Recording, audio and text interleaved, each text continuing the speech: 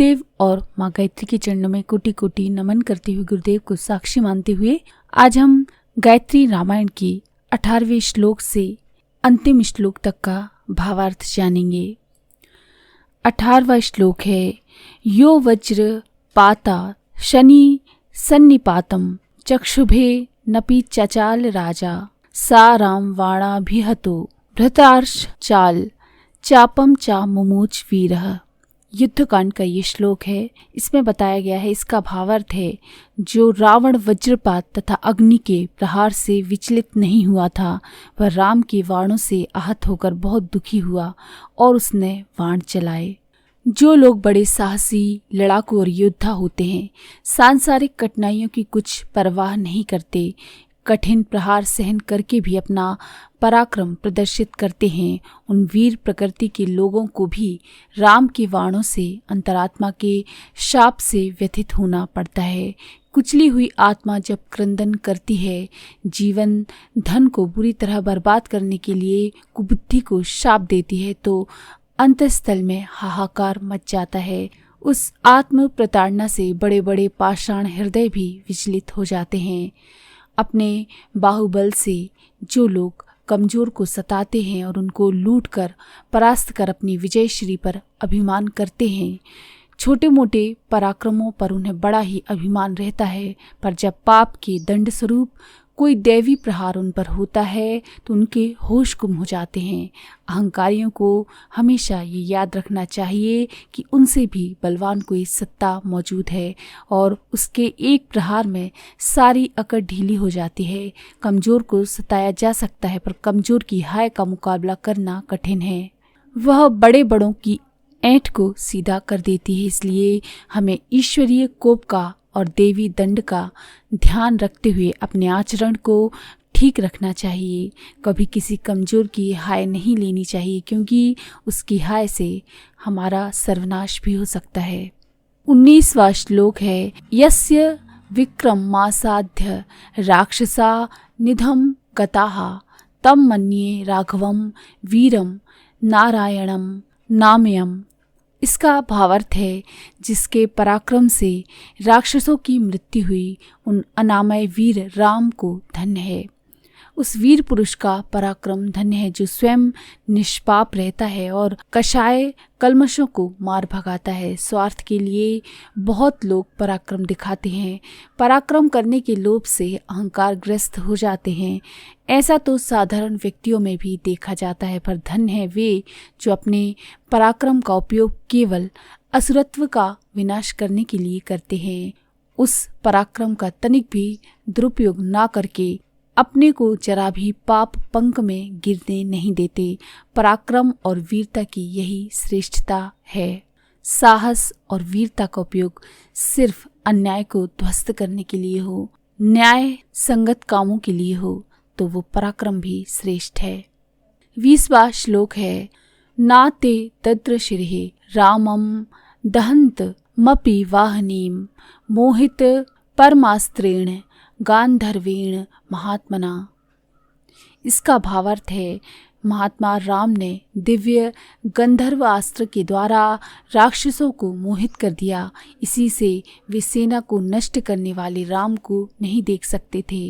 अज्ञानियों की बुद्धि ऐसी भ्रम विमोहित होती है कि उन्हें ये सूझ नहीं पड़ता कि उनकी सेना का संहार कौन कर रहा है, उन्हें कष्ट कौन दे रहा है। उन्हें इसका कारण ज्ञात ही नहीं होता। समझते हैं कि हमारे शत्रु हमें हानि पहुंचा रहे हैं, पर असल बात ये है, अपनी असत प्रणाली ही फलित होकर विपत्ति का कारण बन जाती है। ईश्वरीय प्रक्रिया के द्वारा वे पाप ही कष्ट बन जाते हैं। अज्ञानी लोग कष्टों का कारण सांसारिक परिस्थितियों को समझते हैं, पर वस्तुतः स्थिति ये है कि उनका पाप ही उनका सबसे बड़ा शत्रु होता है। अदृश्य ईश्वर उन पापों को ही गंधर्व बाण की तरह उन पर फेंकता है और उससे वे आहत होते हैं। 21वां श्लोक है, प्रणम्य देवतेभ्यश्च ब्राह्मणेभ्यश्च मैथिली श्रद्धा जलिपुटा चेदमुवाचाग्नि समीपतः।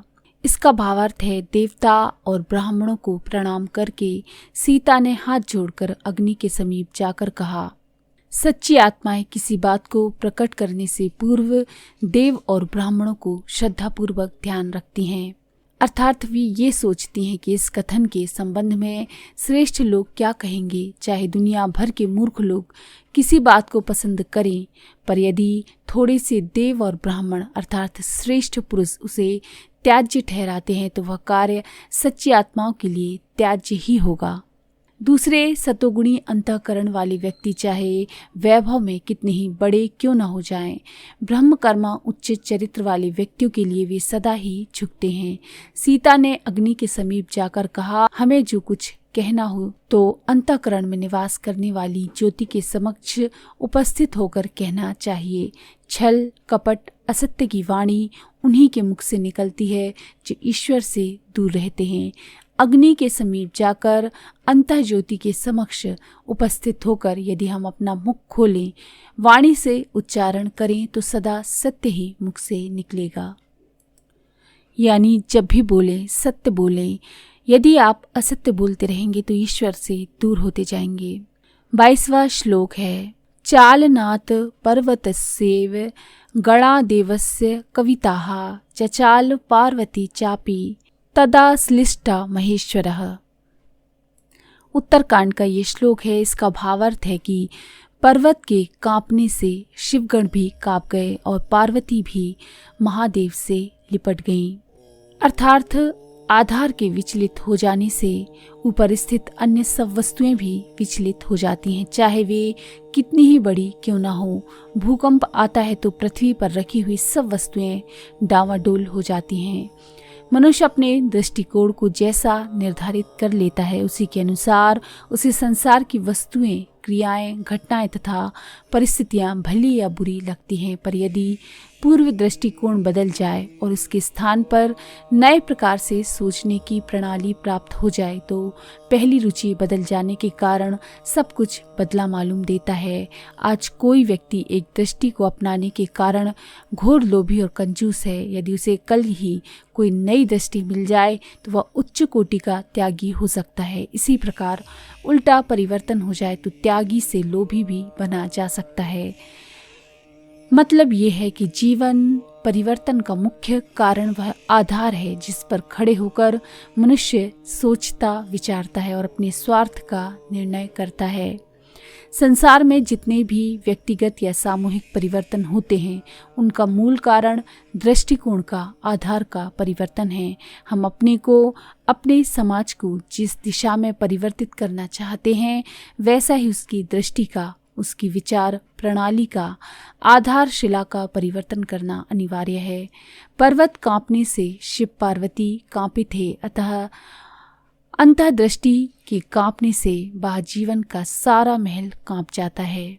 23वां श्लोक है, दाराः पुत्राः पुरं राष्ट्रं भोगाच्छादनं भोजनम सर्वमेवा विभक्तम नो भविष्यति हरीश्वरः। उत्तरकांड का ये श्लोक है। इसका भावार्थ है, वानर राज, स्त्री, पुरुष, नगर, राष्ट्र, भोग, वस्त्र, भोजन ये हमारी अभिव्यक्त संपत्ति होगी।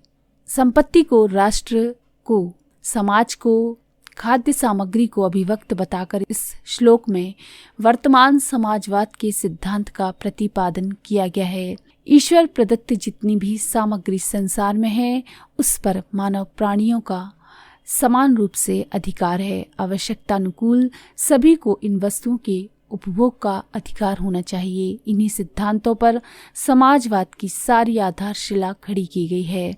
संपत्ति को बांटकर अपने व्यक्तिगत कब्जे में कर लेने का इस श्लोक में विरोध है और समाज तथा व्यक्ति दोनों के सम्मिलित होने का समर्थन है। ये श्लोक समाजवाद के सिद्धांत का सूत्र रूप है। 24वां और अंतिम श्लोक है, यामेव रात्रिम शत्रुघ्नः पर्णशालां समाविशत् तामेव रात्रिं सीतापि प्रासूद दारक द्वयम्। अर्थात जिस रात्रि में शत्रुघ्न वाल्मीकि आश्रम की पर्णशाला में गए उसी रात्रि में सीता ने 2 पुत्रों को उत्पन्न किया। मतलब जिस दिन शत्रु का नाश करने वाला प्रेम लोभ के महलों को छोड़कर ऋषि भावना का प्रतीक त्याग रूप पर्णशाला में पहुंचता है। उसी में आत्मा रूपी सीता 2 पुत्र उत्पन्न करती है, लव अर्थात ज्ञान और कुश अर्थात कर्म। निस्वार्थ निर्मल प्रेम जब संसार भर में शत्रुता का भाव हटा देता है, सबको अपना समझकर सबके लिए सद्भाव धारण कर लेता है, तो उसका स्वाभाविक फलितार्थ ये होता है कि वह व्यक्ति भोग और संग्रह की वासनाएं त्याग कर संयम और त्याग की नीति अपना लेता है। यही शत्रुघ्न का वाल्मीकि जी की पर्णशाला में पहुंचना है। ऐसी स्थिति प्राप्त होने पर आत्मा में सद्ज्ञान का प्रकाश होता है और वह सत्कार्य में प्रवृत्त रहती है। यही सीता का 2 पुत्र प्रसव करना है। यही आत्मोन्नति की 2 परम सिद्ध अवस्थाएं हैं। तो ये गायत्री रामायण का अंतिम श्लोक था। गायत्री रामायण के पिछले 24 श्लोकों में धर्म, नीति, समाज, स्वास्थ्य, अध्यात्म आदि के रहस्यों का उद्घाटन किया गया है, रास्ता दिखाया गया है। इस अंतिम श्लोक में ये बता दिया गया है कि उन पर आचरण करने से अंतिम स्थिति में क्या परिणाम उपस्थित होता है। अंत में सीता के 2 पुत्र उत्पन्न होते हैं। आत्मा की गोदी सद्ज्ञान और सत्कर्म रूपी 2 पुत्रों से भर जाती है। इन पुत्रों को पाकर सीता सब कष्टों को भूल जाती है। आत्मा तपश्चर्या के सारे काय क्लेशों को भूल करके इन 2 दिव्य पुत्रों को आनंद से आच्छादित हो जाती है। फिर उन पुत्रों के आनंद का ठिकाना नहीं रहता। सद्ज्ञान और सत्कर्म जिसे प्राप्त होते हैं उसके दोनों हाथों में लड्डू हैं। उसके आनंद की सीमा कौन निर्धारित कर सकता है। ये परमानंद ही गायत्री की सिद्धि है। इन 24 श्लोकों में महर्षि वाल्मीकि ने अपने अनुभव और ज्ञान का निचोड़ भर दिया है। इन पंक्तियों में उस रहस्य की ओर अंगुली निर्देश मात्र हुआ है। विज्ञ विचारक इन 24 सूत्रों में छिपे रहस्यों पर यदि स्वतंत्र चिंतन करेंगे तो उन्हें बड़े बड़े अद्भुत ज्ञान रत्न इसमें छिपे हुए मिलेंगे।